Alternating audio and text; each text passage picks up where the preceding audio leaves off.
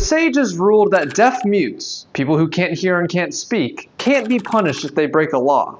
Why did they teach this? Were they right? Does their ruling still apply today? In this video, we answer each question about the deaf mute, so let's get into it. As discussed in my previous videos, there are three categories of people who are not obligated to keep the 7 universal laws, and thus can't be punished if they transgress one of them. A katan, a minor, a cheresh, a deaf mute, and a shoteh, an insane person. Why are these people exempt? Because they're all presumed to lack da'at, which is the intellectual and moral understanding necessary for legal responsibility. Remember, Noahide courts should not punish somebody who cannot discern good from evil as distinct moral categories. But let's talk about the cheresh. In Hebrew, cheresh refers to someone who is both deaf and mute. That is, someone who cannot hear and cannot speak. In Talmudic times, these people were presumed to lack moral understanding, mostly because they couldn't clearly communicate or demonstrate that they indeed had it. The sages' ruling was based on empirical observation. Without the ability to hear, a person could not learn language or understand their obligations as it was traditionally taught. Without language, a person could not communicate that they actually understood their legal obligations or morality. Therefore, out of caution, remember, it's a tragedy to punish somebody who doesn't understand. The sages listed a deaf mute as lacking moral understanding, so that a deaf mute could not be punished if they broke a law.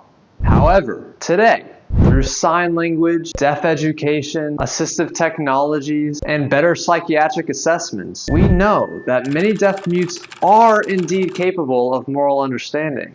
Today, deaf mutes can communicate with us through sign language or assistive technologies that they do indeed understand morality. Therefore, a growing consensus among modern halachic authorities holds that in our time, deaf mutes are presumed to have da'at, moral and intellectual understanding, and are therefore obligated to keep the 7 universal laws. This means that in a Noahide society, they could be held liable if they transgress one of the laws. Of course, if a deaf mute also meets the criteria of a shoteh, someone with a more serious cognitive or psychological impairment, which perhaps could then demonstrate a lack of moral understanding, then they would obviously be exempt.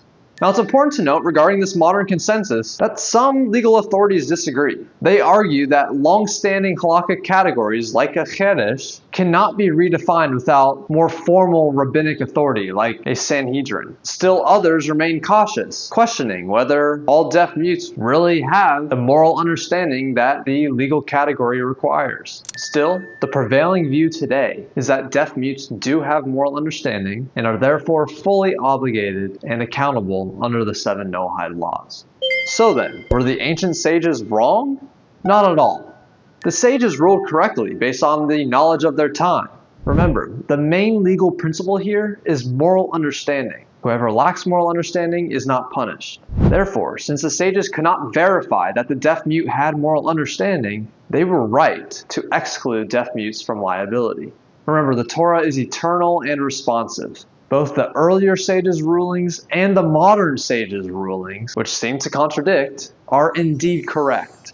They reflect the living nature of the Torah. Thus, it follows from these principles that we could theoretically extend the legal categories that lack da'at, moral understanding, if modern psychology and neuroscience find certain people as lacking moral understanding. Of course, modern poskim, Jewish legal scholars, would have to agree based on rigorous analysis before implementation.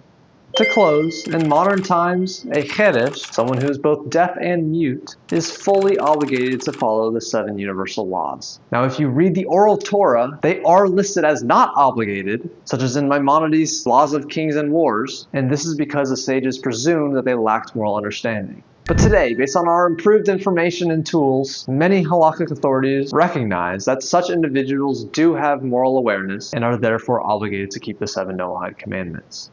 You all are learning the Noahide code along with me, so subscribe for more. We are going to cover everything. Anyway, I hope you enjoyed, learned something. Thank you, as always, for watching.